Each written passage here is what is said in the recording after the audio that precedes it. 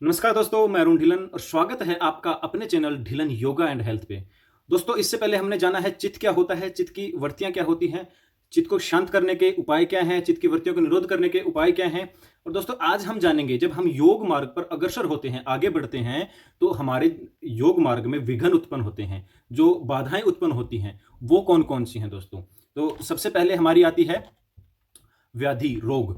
रोग जब शरीर में उत्पन्न होता है तो वो योग मार्ग पे हमें आगे बढ़ने से रोकता है। तो व्याधि क्या होती है कि जो हमारी सप्त धातु हैं शरीर में, रस हैं, जो इंद्रियां हैं, उनकी विषमता ही रोग कहलाता है। उसके बाद आता है सत्यान। सत्यान क्या होता है? धैर्य की कमी। जब हमारे अंदर धैर्य नहीं रहता, धैर्य की कमी आती है, तो वो भी योग मार्ग में एक बाधा बनता है। उसके बाद आता है संशय। संशय क्या मतलब होता है? फल प्राप्ति पर संदेह। हम योग मार्ग पर आगे बढ़ रहे हैं और हमें संदेह हो गया कि आगे बढ़ने के बाद जब हम हमारा योग मार्ग पे हम आगे बढ़ेंगे, लास्ट में जाके हमें फल मिलेगा कि नहीं मिलेगा, तो उस समय क्या होता है? संशय होता है हमें, यानी कि संदेह होता है अपने फल प्राप्ति के ऊपर। तो वो भी योग मार्ग में एक बाधा है। दूसरा आता है फिर उसके बाद प्रमाद। प्रमाद क्या होता है? लापरवाही। अपने काम के प्रति अगर हम लापरवाही दिखाएंगे, तो वो चाहे आप योग में जाओ या किसी और काम में जाओ, लापरवाही जहां भी दिखाओगे आप उसमें सक्सेस नहीं हो सकते। उसके बाद आता है आलस्य। आलस्य क्या होता है?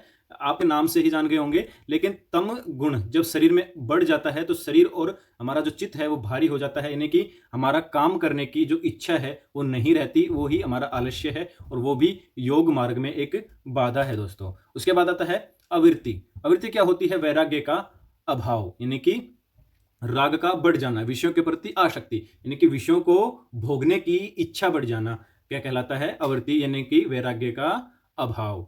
उसके बाद आता है भ्रांति दर्शन। जब हमें मिथ्या ज्ञान हो जाए या फिर हम भ्रम में जिए, यानी कि कोई हमारे चित्त को भ्रमित कर दे कि पता नहीं आगे ऐसा होगा नहीं होगा, यानी कि हमें कोई झूठा ज्ञान मिल जाए, वो क्या कहलाता है? भ्रांति दर्शन। उसके बाद आता है अल्प भूमिकता। ये क्या होता है दोस्तों? कि हमें योग साधना के लिए उचित भूमि ना मिलना, ये होता है अल्प भूमिकता। इसके बाद आता है अनवस्थिता।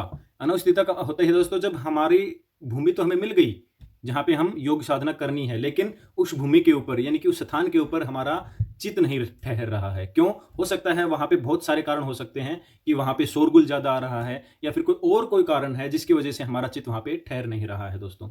तो ये कारण है जो योग मार्ग में बाधा बन जाते हैं, यानी कि इनको विक्षेप कहा जाता है। इनके 6 विक्षेप और हैं, 5, वो भी हम देख लेते हैं कौन कौन से हैं। पहला है दुख।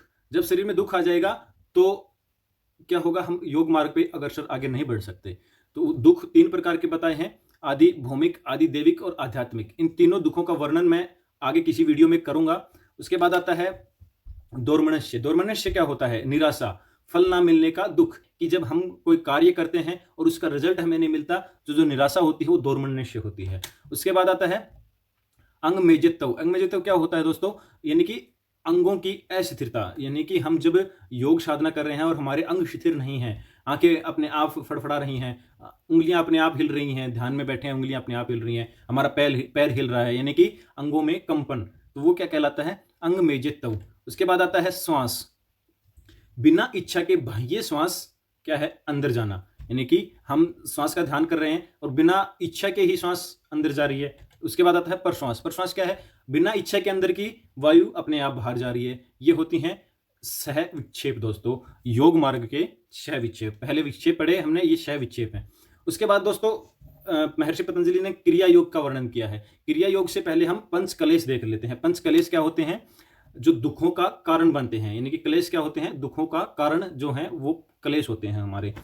तो जो पहला है वो है अविद्या। अविद्या का मतलब होता है आध्यात्मिक ज्ञान की कमी या फिर ज्ञान की कमी से समझ लीजिए आप। जब हमें नॉलेज नहीं होती, अविद्या होती है, तो वो हमारे दुख का कारण बनेगी दोस्तों। उसके बाद आता है अस्मिता, यानी कि मैं का भाव, घमंड अपने आप पर या फिर अहंकार खुद के ऊपर, वो क्या है? अस्मिता है दोस्तों। ये भी आपके लिए दुख का कारण बनेगी आगे चल के। उसके बाद आता है राग। राग होता है किसी के प्रति मोह, यानी कि हमारी इच्छा, ये लगाव, ये क्या है? राग है। ये भी दोस्तों दुख का कारण होता है। उसके बाद आता है द्वेष। द्वेष यानी कि किसी के प्रति घृणा, यानी कि किसी के प्रति शत्रुता, यानी कि किसी को पसंद ना करना, ये क्या है? द्वेष है दोस्तों। ये क्या कहलाता है? द्वेष कहलाता है। ये भी हमारे दुखों का कारण होता है। उसके बाद आता है अभिनिवेश, यानी कि मृत्यु का डर। जीवन से प्रेम बोल लीजिए या मृत्यु का डर बोल लीजिए। जब शरीर में ये हो जाएगा कि मेरी मृत्यु का डर है, तो वो क्या होगा? एक दुख का कारण बन जाएगा दोस्तों। ये जो क्रिया योग था वो मैं बाद में ले रहा हूं, पंचकलेश पहले ले रहा हूं, लेकिन योग सूत्र में क्या है, पंचकलेश बाद में है और क्रिया योग का वर्णन पहले है। अब चलते हैं क्रिया योग के ऊपर। क्रिया योग के 3 अंग बताए हैं। जो पहला है वो है हमारा तप। तप क्या होता है? तप का मतलब ये नहीं है कि अपने चारों तरफ आग जला के बस उसके अंदर बैठ गए और वो तप कर लिया हमने, वो तप नहीं है। हमारे अपने आप के जो मन है उसको शुद्ध करने के लिए किए जाने वाले जो प्रयास हैं वो तप कहलाता है दोस्तों। उसके बाद चलते हैं स्वाध्याय। स्वाध्याय का मतलब होता है स्वयं का अध्ययन, यानी कि अपने आप को जानो, पहले खुद को जानो, स्वयं का अध्ययन करो। एक तो ये अर्थ होता है स्वाध्याय का, और एक दूसरा अर्थ होता है यानी कि जो प्राचीन ग्रंथें हैं, यानी कि जहां पे ज्ञान आपको मिल रहा है, कोई भी चीज हो, प्राचीन हो चाहे न्यून हो, जहां से आपको ज्ञान मिल रहा है उन ग्रंथों का अध्ययन स्वयं करना क्या कहलाता है? स्वाध्याय कहलाता है।